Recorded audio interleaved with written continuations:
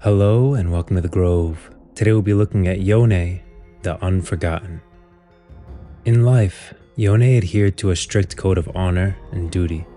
Even as a child, his love for his family led him to assume the mantle of protector, motivated in no small way by the loss of his father. This was in stark contrast to his half-brother, Yasuo, who was brash and reckless, where YONE was patient and disciplined. Still, the two were inseparable.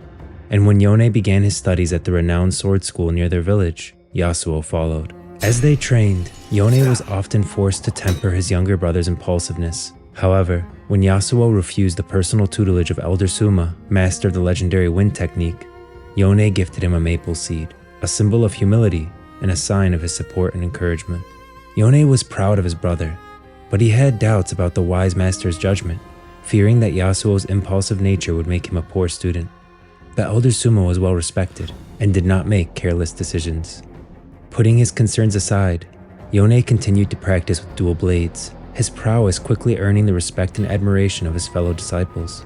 Though YONE's skill was unmatched, Yasuo's use of the wind technique made their sparring sessions a sight to behold, and a joy to the brothers themselves. But that joy did not last long. War came to Ionia. YONE, along with the other disciples, left to defend against the approaching Noxian forces while Yasuo reluctantly stayed behind to protect his master. But one fateful night, Elder Suma was discovered dead, slain by the very wind technique that he taught. When YONE returned, he found that Yasuo had fled. This shook YONE to his core. His fears were proven true. Elder Suma had been wrong. YONE blamed himself. If Yasuo had murdered Suma, YONE had failed to teach him the righteous path. If Yasuo had simply abandoned his post and allowed his master to die, then YONE had failed to instill him with discipline. Either way, Yasuo had already killed several of those who pursued him, and to YONE, their blood stained his own hands as much as his brothers. He tracked Yasuo down. When their swords finally crossed, YONE's steel was unmatched, but Yasuo's mastery of the wind cut his brother down. Death, however, was not the end. When YONE awoke within the spirit realm, the weight of his failure crushed him. His fury flared, and he pounded his fist on the ground in rage. A rumbling laugh pierced his thoughts. He turned and beheld a monstrous humanoid spirit with a blood-red blade.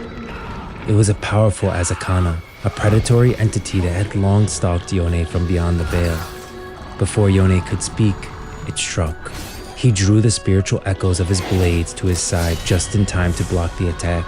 He once again found himself in a duel where his swordsmanship was unparalleled, but he was overwhelmed by magic. Anger consumed him. A lifetime of honor and duty snapped. In one furious moment, YONE wrested the Azakana's blade from it and ran the creature through. The last thing he heard before a new darkness took him was the same rumbling laughter. As he came to, YONE found himself back in the material realm, though it was a grim shadow of what it had been.